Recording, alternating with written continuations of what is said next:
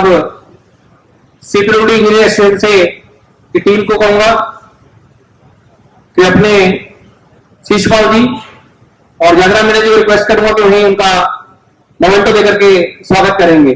जागरण मीणा जी, कालूराम मीणा जी all India engineer student से are N Singh आए हुए हैं, उनका भी एडीएसए से जितेंद्र जी का और ग्रुप बी ऑफिस स्टाफ से रमेश रावत जी हैं, प्रीति मैडम है, उनका भी स्वागत करें। ईश्वर जी को मैं कहूंगा ताकि कार्यक्रम को आगे बढ़ाया जा सके। R N Singh ji all India restaurant sir हो जाए साथ एडीएसए से जितेंद्र जी अपनी टीम के साथ आए, रमेश रावत जी ग्रुप बी इसमें ठीक है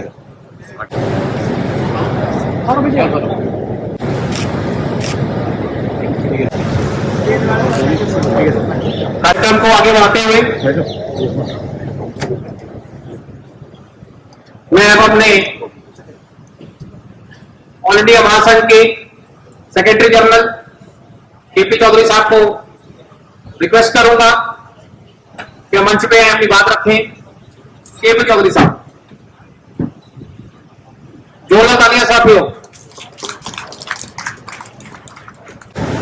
जय भीम।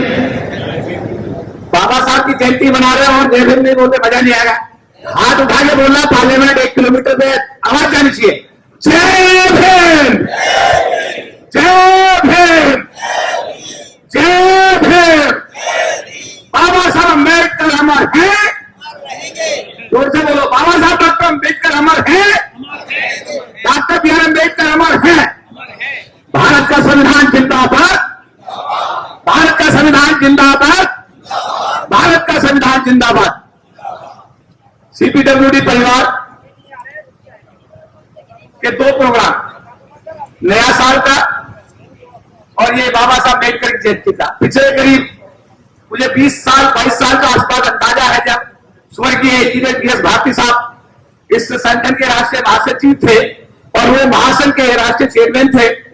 तब से अब तक मुझे सौभाग्य प्राप्त होता है कि हर वर्ष मैं इस अपने सीपीडब्ल्यूडी परिवार में नए वर्ष के कार्यक्रम में और अपने बाबा साहब अम्बेडकर की जयंती कार्यक्रम में शिरकत करूं। इसके लिए मैं सीपीडब्ल्यूडी परिवार का हार्दिक धन्यवाद और आभार व्यक्त करता हूं।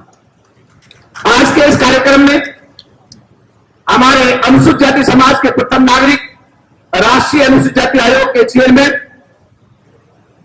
और साथ में उनकी 2 बहनें, जोरदार तालियां होनी चाहिए, उनकी दोनों बहनें भी आज आई हुई हैं, किशोर मकवाना साहब। हमारे सौभाग्य की बात है कि जो हमारा सीपीडब्ल्यूडी परिवार है उसके जो प्रशासनिक हेड है, जिनका मिनिस्टर के बाद नंबर आता है, आर के कौशल साहब, वो भी बाबा साहब अम्बेडकर के आशीर्वाद से हमारे अनुसूचित जाति समाज से, उनके लिए जोरदार ताली बजाइए। मंच पर हमारे सीपीडब्ल्यूडी परिवार के सभी वरिष्ठ अधिकारी और महासंघ जो 40 लाख लोगों का संगठन है, पूरे देश का हर विभाग इसका सदस्य है, उसके राष्ट्रीय चेयरमैन इंजीनियर राजेंद्र प्रसाद जी भी हमारे बीच मौजूद है। जोरदार तालियां उनके लिए। साथियों, हाल ही के दिन 1 हफ्ते पहले मैं मलेशिया की राजधानी कुआलालंपुर में था। वहां हमारा जो संगठन है उसने बाबा साहब अम्बेडकर का अंतरराष्ट्रीय एक कन्वेंशन किया। उसमें सबसे बड़ी बात थी, मलेशिया के प्रधानमंत्री अनवर बिन इब्राहिम साहब उसमें मुख्य अतिथि थे। उनकी कैबिनेट के करीब आधा दर्जन मंत्री वहां मौजूद थे और मुझे बताते बड़ी खुशी है चेयरमैन किशोर मकवाना साहब को कि वहां के प्रधानमंत्री ने बाबा साहब अम्बेडकर के लिए 5 एकड़ लैंड का आवंटन करते हुए विश्व की सबसे बड़ी स्टैच्यू कुआलालंपुर मलेशिया में लगाने का ऐलान किया।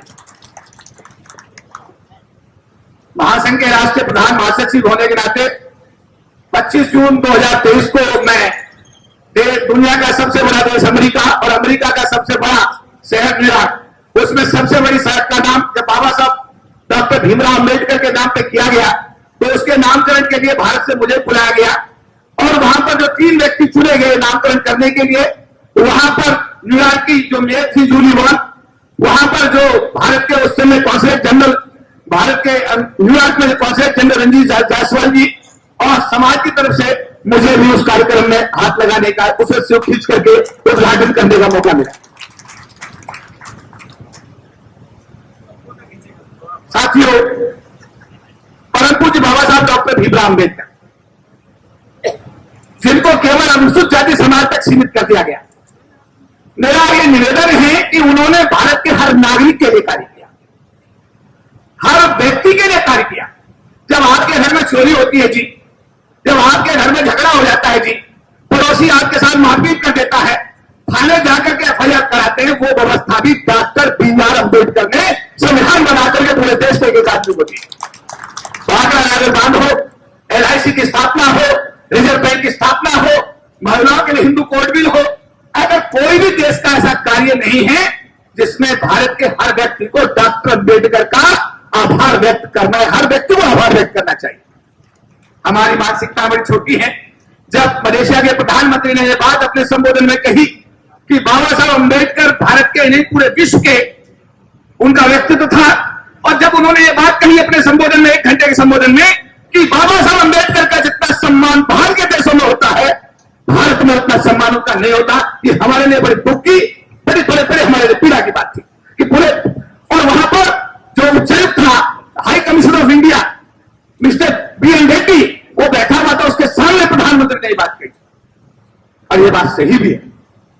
जब डॉक्टर अम्बेडकर ने भारत के एक आदमी के लिए काम किया, तो आज 14 अप्रैल का उनके जन्मदिन का एक कार्यक्रम आज CPWD परिवार में हम मना रहे हैं। तो हमें इस बात को समझना चाहिए कि वो अनुसूचित जाति जनजाति समाज तक सीमित व्यक्ति तो नहीं थे, वो भारत तक सीमित व्यक्ति तो नहीं थे। अभी एक हमारे वक्ता बोल रहे थे, मुझे विश्व के कोने कोने में जाकर जाने का मौका मिलता है। 2013 में मैं और स्वर्गीय भारती साहब जब कोलंबिया विश्वविद्यालय में गए, कोलंबिया विश्वविद्यालय में डॉक्टर अम्बेडकर की एंट्री के 100 साल पूरे हुए, वहां हमको भारत से बुलाया गया, और वहां जाकर हमने देखा कि उस विश्वविद्यालय के गेट पर डॉक्टर अम्बेडकर का स्टेचू और उस पर सिंबल ऑफ नॉलेज लिखा हुआ था। उसके बाद में जब हम लोग कनाडा गए, हम लोग जब जापान गए, हम लोग जब अभी स्कॉटलैंड गए, जिस विश्वविद्यालय में हमें जाने का मौका मिला, मुझे बताने बड़ी खुशी है, हर यूनिवर्सिटी के गेट पर बाबा साहब अम्बेडकर का स्टेचू है और उस पर सिंबल ऑफ नॉलेज लिखा जाता है। यहां क्या होता है, अगर गरीब समाज के लोग चंदा वंदा करके कोई स्टेचू लगा भी लेते हैं, तो किशोर मकवाना साहब की अदालत में हर रोज एक मुकदमा आता है कि डॉक्टर अम्बेडकर की स्टेचू तोड़ दी गई, उस पर पेशाब कर दिया गया। अरे इस मानसिकता को बदलो। इस देश का 1/4 अनुसूचित जाति जनजाति समाज का आदमी इस देश को बनाने में दिन रात काम करता है। अगर उनके मसीहा के साथ आप ऐसा करोगे, अगर ये समाज इस भारत में बिगड़ गया, तो इतने फौज नहीं है भारत सरकार के पास कि समाज को संभाल पाएगी। मानसिकता को बदलिए, आप लोग सोच को बदलिए।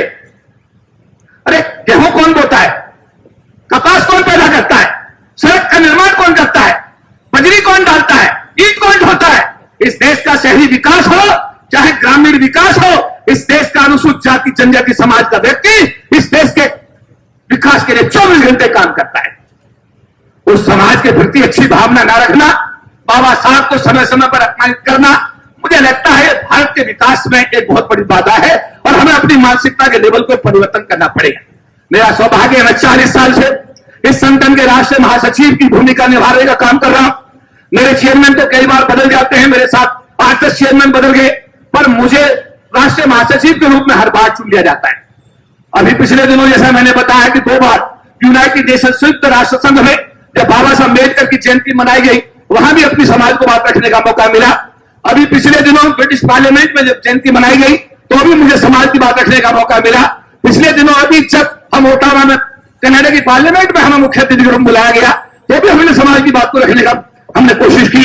चाहे दिल्ली का ताल कटोरा हो, चाहे दिल्ली का रामला मैदान हो, जब भी समाज की और संगठन की कोई जिम्मेदारी मिली है, हमने उसको निभाने की हर संभव कोशिश की है। CPWD परिवार माननीय मीना साहब के नेतृत्व में और राजेंद्र कुमार जी के नेतृत्व में बहुत सफलतापूर्वक महासंघ को सींचने का काम कर रहा है। मुझे तो बड़ी उम्मीद थी आर के कौशल साहब, आप हमारे समाज के अधिकारी हैं, बाबा साहब अम्बेडकर का आप पर भी आशीर्वाद है। यह मीना साहब का प्रमोशन हुआ तो मैं उम्मीद कर रहा था कि उनकी पोस्टिंग लोकल होगी, लेकिन जब उनको जम्मू भेजा गया तो मुझे लगा कि यह तो बहुत बड़ा अन्याय हमारे संगठन हमारे समाज के साथ हुआ है, और आज के रहते हुए अन्याय हुआ। मैं राष्ट्रीय महासचिव होने के नाते इस बात को कह सकता हूं कि इस पर आप विचार करें, पुनर्विचार करें, और मुझे लगता है कि आने वाले दिनों में मीना साहब जल्दी जल्दी अगर दिल्ली आते हैं तो हमारे संगठन को एक बहुत बड़ी ताकत मिलेगी। एक बात तो नहीं, क्योंकि पीछे से इशारा हो गया है, और मैं उस इशारे को समझते हुए अपनी बात को विराम देते हुए CPWD परिवार देश के कोने कोने से जो साथी हमारे आए हैं, मैं आप सबका आभार धन्यवाद करता हूं और आपको एक टास्क देता हूं कि आप सब लोग बाबा साहब को पढ़ो, बाबा साहब को पढ़ो, पढ़ करके अपने जीवन में उसको अपना उतारो, एक दूसरे से प्यार करो, एक दूसरे को सहयोग करो, एक दूसरे के सुख दुख में खड़े हो जाओ। सभी को जय हिंद, नमो जय। धन्यवाद केपी चौधरी साहब, धन्यवाद चौधरी साहब। हमारे चैनल लाइक, शेयर, सब्सक्राइब देखना मत भूलिएगा। जय भीम, जय भारत, जय संविधान। नमो बुद्धाय। धन्यवाद। चैनल आर्थिक समस्या से गुजर रहा है।